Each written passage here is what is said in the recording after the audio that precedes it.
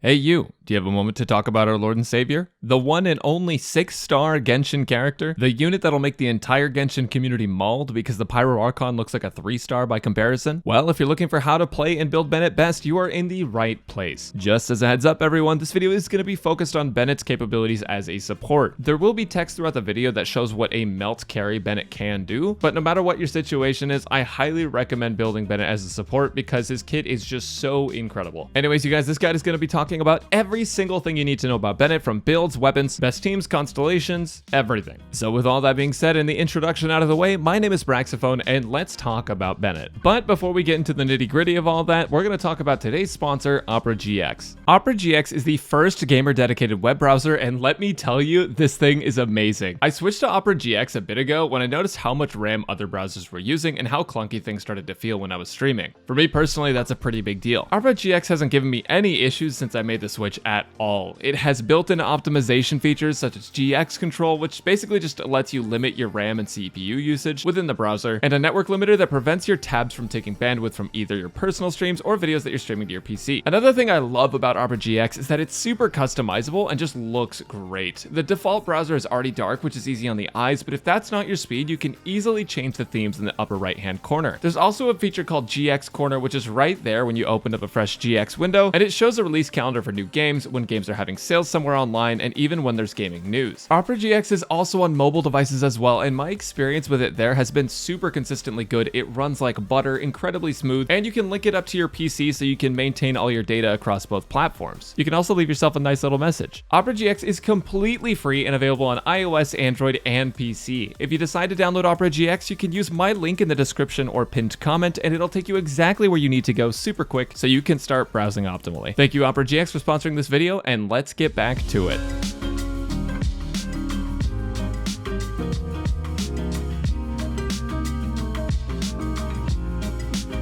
Let's get started with Bennett's kit. Bennett's elemental skill deals a quick hit of pyro damage on tap and 2 or 3 hits of pyro damage with his hold skill. His hold skill can look pretty cool and does more damage per use than just tapping, but because holding his skill makes the cooldown longer and also animation locks you, it's technically still better damage overall to just spam tap instead of using his hold skill. The main value that his hold skill does get is that it can stagger certain enemies, but it's overall not that great. On tap skill, Bennett generates roughly 2 particles, whereas with his hold, he generates 3. Even with the extra particle, it's still better to tap his skill though. Now before we talk about Bennett's burst, I actually want to give you guys a tip on playing Bennett that a lot of players may know about, but tons actually forget to use. The tech I'm talking about is energy funneling, which is basically when you use an elemental skill on one character, energy particles come out of an enemy, and then you swap to a different character to catch the energy particles, which gives them more energy. This is a super effective thing to do with characters like Xiangling, who have high cost bursts and poor particle generation. So if you need to battery a pyro unit like Xiangling, you can and should catch Bennett's particles with that character, since Bennett doesn't really need to see much field time anyways, and because it'll greatly just benefit that character and your uptime in general. Again, this is called funneling. It's a really strong fundamental skill that I think every Genshin player should learn, especially if you're looking to clear higher level content. But now let's talk about Bennett's burst. His elemental burst is going to deal a strong hit of pyro damage and pyro application in a circle area. Now, one of the things that makes Bennett insanely good is that within that circle, the active character is going to get a portion of Bennett's base attack given to them. So it turns into a massive attack buff. Now, this is important, but keep in mind that this only applies to his base attack, which is the character's attack without weapons or artifacts, combined with the weapon's base attack, which is just the number that it has, without the main stat and passive. This basically just means that your artifacts do not matter for the buff that Bennett's giving. Now, there is a caveat to the attack buff though, and that is that at C0, Bennett's attack buff will only apply to characters that are above 70% HP. But Bennett's kit also kind of works around this, so we're going to talk about that now. On top of the attack buff, Bennett will also heal party members over time based on his HP stat. The healing from it is super strong, and generally speaking, you don't even really need to build Bennett for healing, because just by leveling him and his talents, you're going to be getting more than enough from his burst. Now, his heals stop healing once you're past 70% of your max HP, so you're not going to always fully heal with Bennett, but generally speaking, 70% HP is enough to keep you alive in most content until you're playing a super squishy character. Being in Bennett's elemental burst also applies pyro to the characters in the area inside of it, so it can cleanse you of any aura debuffs you have, like if you have hydro or cryo applied to you, that'll be gone and replaced with pyro. But it can also cause you to to overload and get knocked back if you get hit by a bunch of electro attacks, so it's kind of a double-edged sword. Now once again, I would like to reiterate that his healing and attack buff only applies to characters that are currently active and on the field. There are some characters that can get around this who snapshot stats when they use their elemental burst. For example, Beidou and Xiangling will keep the attack buff even when they're off the field if you use their elemental burst, but in general, it only works on the active character on the field. Lastly, the burst itself lasts for 12 seconds, but Bennett's attack buff lingers for a short time after leaving the field, which means it's technically longer than the ability says it is. It has a 15-second cooldown and 60 cost burst, so you're going to be using it fairly often. Now, Bennett's burst is honestly just super broken and easily one of the best abilities in the entire game. For that reason, when you're leveling Bennett's talents, you want to focus on his burst as high as you can get it before his elemental skill. There's no need to level his normal attacks unless you're building Bennett as a damage dealer, but even then you should level his normal attacks last. Now, Bennett's elemental burst duration and energy cost is actually going to play a huge part in what artifact set we're going to use on him, so I want to show you guys artifacts now.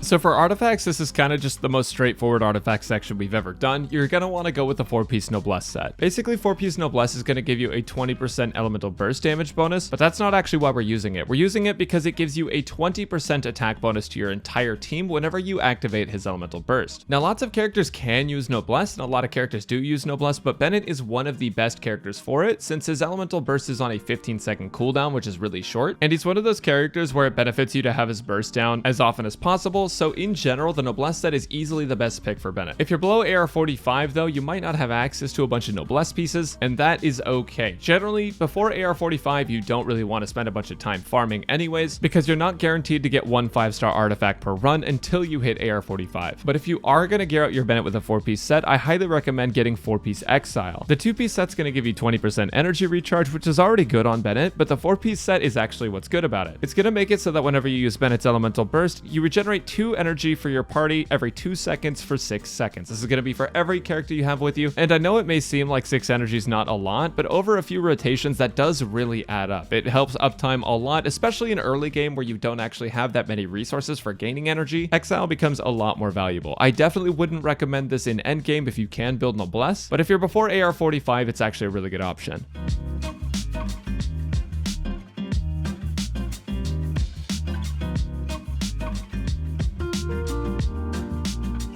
So a lot of people might have a general idea of what they want to run on artifacts as far as stats go, but there's plenty of people confused on how much energy recharge you need, so I want to clear that up. Bennett's burst costs a very cheap 60 energy, but his particle generation per skill isn't really that high. It can appear that way because the skill has a low cooldown, but it's also important to keep in mind that most of the time, support Bennett doesn't want to eat up too much field time. Because of how often you want to be using his burst with a 15-second cooldown, you'll still want decent energy recharge stats just to always have it ready. If you're playing Genshin mostly in the overworld or in domains with lots of enemies, you'll probably find that you don't really have energy issues with Bennett at all, since there's plenty of enemies to generate particles off of. But in higher end content with less enemies that just have more health, Bennett will potentially need more energy recharge just to compensate. For me, I use about 180% energy recharge for general use, since I don't find that Bennett's personal damage matters that much to me, and it's a stat that I can reach with an energy recharge stance and ER substats while focusing on a high base attack weapon. With that being said, you may find that having over 200% energy recharge is more comfortable for you, and that's fine. For casual players who aren't focusing on optimizing rotations, I would still try to go for 180% energy recharge or even higher than that. If you're a player who's looking to optimize your rotations though, there is a table on the Kaching Main's website showcasing roughly how much energy recharge you would need based on if you have a pyro DPS and how many skills you would have per rotation. For a lot of people, this table is going to be way overly confusing, but for some players you might find this extremely helpful. But anyways, let's get on to main stats. So for your main stats on a support Bennett, 99% of the time you're going to want to go with an energy recharge sands, a pyro damage goblet, and a crit rate or crit damage circlet. Now you can build Bennett with full HP or a healing bonus circlet, but I'd advise against that unless you're below AR45. The main reason being that Bennett's burst has insane heal scaling as is, and since you're going to be leveling his burst anyways, it'll end up being way stronger than you need it to be for heals. Since his elemental burst initial damage is actually really strong, a fully invested support Bennett can actually output a powerful hit of damage whenever you cast his burst, which makes building him for damage after energy recharge even more worth it in both my opinion and the opinion of theory crafters. If you are below AR 45 though, I would focus on energy recharge first, and the other stats don't really matter as much since you don't want to spend too much farming for artifacts below AR 45 anyways. Now for substats, you're looking for energy recharge to the threshold that you want to reach, which again, I advise at least 180% for general use without a heavy emphasis on rotations, but you may find the amount you need personally is more or less. After that, you can focus on crit rate or crit damage to make your Bennett's burst deal more damage, and attack percent after for even more damage.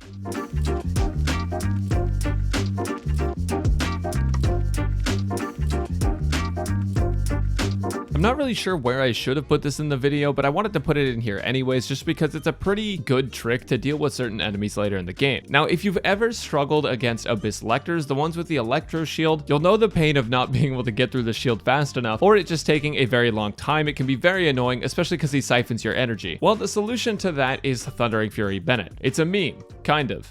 A very effective meme. Reason being that Bennett's skill has an incredibly low cooldown as is, and the 4-piece Thundering Fury effect makes it feel like it doesn't even exist. Every time you react with Thundering Fury, it knocks a second off your skill cooldown, making this one of the best tools in the game for dealing with Abyss Lectors or just Electro Shield enemies in general. The shields get shredded in seconds. It's hilarious. Just keep in mind, I wouldn't recommend this for a normal Bennett setup, but against enemies with Electro Shields, it feels awesome and free to play. It's amazing.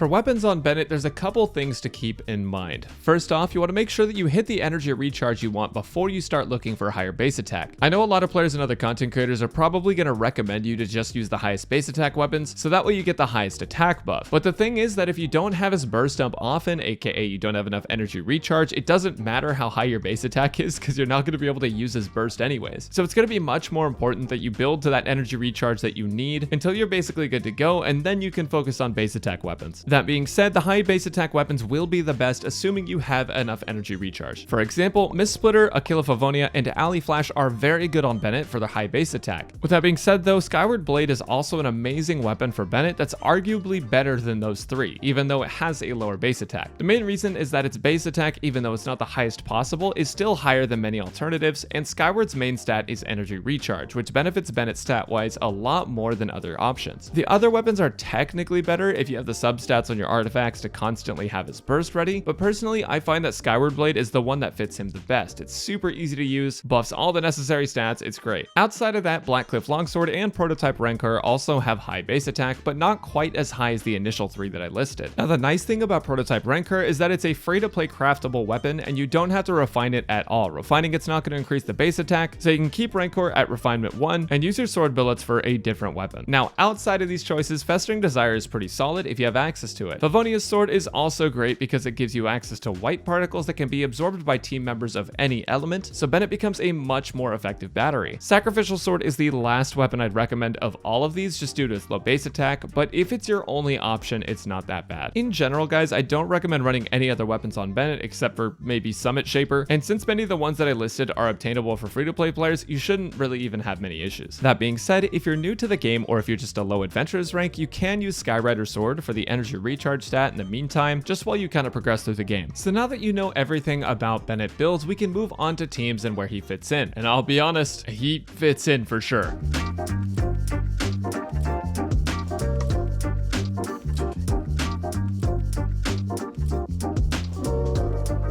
Being one of the most valuable characters in the entire game, Bennett fits into almost any team. However, there are some teams he excels in, specifically teams that need a pyro battery or that can retain buffs from Bennett's burst after it ends. That's primarily why he and Xiangling are such a great pair. Xiangling's burst maintains Bennett's buffs even while she's off the field and benefits from Bennett's particle generation via funneling. So you're just going to see a lot of Xiangling with Bennett. Before I show you guys the teams, just know that there are just too many teams to show and talk about, but if you want more resources and ideas on Bennett teams, I'll be linking resources in the video description and in my Discord. Now, the first team that I'm going to show you guys features Xiangling, Bennett, Sucrose, and Xingqiu. The idea here is that Xiangling is going to consistently vaporize her Pyro Nado, utilizing Xingqiu's elemental burst. Now, when you use Bennett's buff, he gives attack bonus to the active character, as mentioned before, and Xiangling is able to retain those buffs even when she's off the field. So the idea is that you're going to put down Bennett's buff, give Sucrose Thrilling Tales of Dragon Slayers, which is going to give the next character after Sucrose 48% attack bonus at refinement 5. So using Sucrose, switching to Xiangling, and snapshotting both Thrilling Tales of Dragon Slayers and Bennett's buff, Xiangling is going to do an absurd amount of damage in conjunction with Xingqiu. The team is just absolutely insane and free-to-play friendly, so I highly recommend trying that out. And if you do get access to Raiden, you can also run Raiden National instead, where you replace Sucrose with Raiden and you use Raiden's Elemental Burst to make a bunch of Overload, Vaporize, and Electrocharge reactions while also dealing decent damage and battering the rest of that team. So everyone's going to get their burst back super fast, and it's just in general very easy to play and solid for clearing Abyss. The next team I want to talk about is a dual carry team featuring Childe and Xiangling. Though the composition of this team isn't really that different from the last, the playstyles are slightly different. This team with Childe on the field is one of the best teams for multi-mob clearing in the game, just due to how Childe's high damage with Riptide works, and also how high damage Xiangling's Pyronado is when it's constantly vaporizing. The fundamentals of the team are the same. You give Xiangling Thrilling Tales of Dragon Slayer's buff as well as Bennett's buff, use Pyronado, and then you just use Childe to deal a ton of hydro damage on field and enable Xiangling to vaporize. In both of these teams, Sucrose is going to have Viridescent Venera and also pass Elemental Mastery to the rest of your team to increase the vaporize damage as well and debuff enemy resistances. I personally am a huge fan of this team when it's not in single target combat, but even there it's actually pretty good. The third team I want to talk about today features a Pyro carry like Yoimiya or Diluc with Bennett to give Pyro resonance and buff your carry in general. If you have Bennett C6, you can use him here with these characters fairly consistently. There are rare exceptions where Diluc won't vaporize the right hit when combined with Xingqiu, but generally it works out. You can use Hu Tao with Bennett, but he will heal your Hu Tao past 50%, which will deactivate her buff, so it doesn't sound that great. She will still deal more damage over time with Bennett with the buff. It's just slightly less useful on Hu Tao than it is with other Pyro units. You can use tons of different units in the team like this though. You could use Xingqiu, you could use Albedo, Zhongli, Fischl, Sucrose. Lots of them will work, and lots of them will help you deal a ton more damage. The last team I'm going to show you guys is Melt Ganyu. Now this is one of my personal favorite teams in the entire game. I've been abusing it since Ganyu came out, and essentially it's going to feature Ganyu, Kazuha, Bennett, and Zhongli. Now I don't have Kazuha personally because like you guys I lost a 50-50 on that one, so I replaced him with Xiangling in the team, and it still works fundamentally the same. It's still very, very powerful. The idea is that you're applying Pyro to all of the enemies in an area, and then you shoot them with Ganyu to deal a reverse melt and multiply Ganyu's damage by a ton. That combined with Xiangling being able to snapshot that attack if you use her instead of Kazuha, and Ganyu also benefiting from the attack as well, makes this team absurdly strong. On top of that, if you are using Zhongli, you get resistance shred with the shield, and overall the team just ends up being super good. Now keep in mind, again, there are so many teams that Bennett can fit into, with like just another example being Reverse Melt Quick Swap, which there'll be resources in the description for. Honestly, you can use him with almost any character in the game, and they're going to benefit a ton from this guy. But because this video has gone on for so long already, I want to move on to Constellations and talk about which ones are good and if you should C6 Bennett.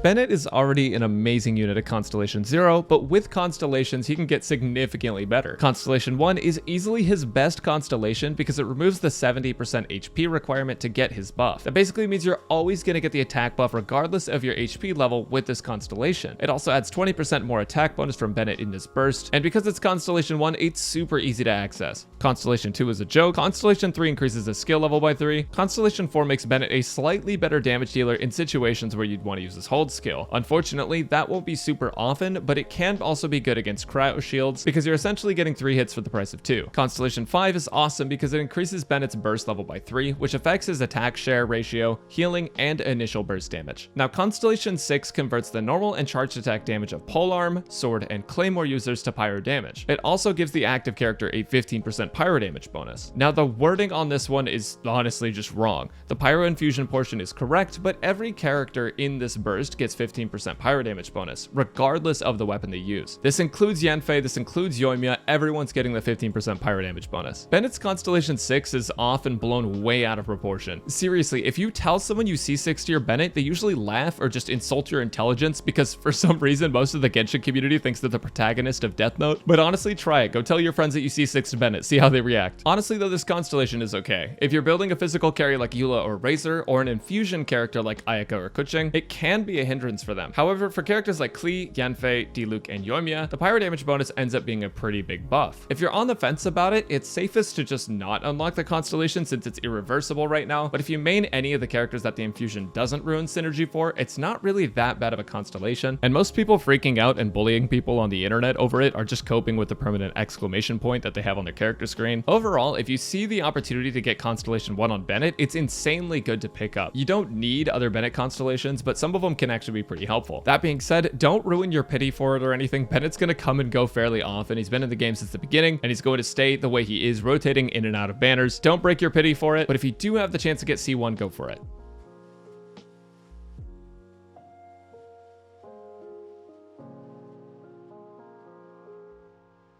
Usually at this point in the video, I wrap up the entire video with my final thoughts and whether or not the character is worth building. But in Bennett's case, it's just yes, build Bennett. Do not build Bennett. Build Bennett. Do it. Your account will be better for it. Stop being contrarian. Now, honestly, I don't really care what you do, but building Bennett has greatly enhanced my account. It'll probably greatly enhance yours. He's a super great unit, and I think he's gonna stay a super great unit for most of the game's lifespan. So with that all being said, thanks for watching, you guys. I appreciate you being here. Make sure to subscribe if you enjoyed the video. Make sure to leave a like if you enjoyed as well. It really helps me out in the algorithm. And let me know what your favorite Bennett team is. Just a reminder, I do go live on Twitch a few days a week at twitch.tv/Praxophone, and I'd love to see you guys there. I will see you guys soon. Peace.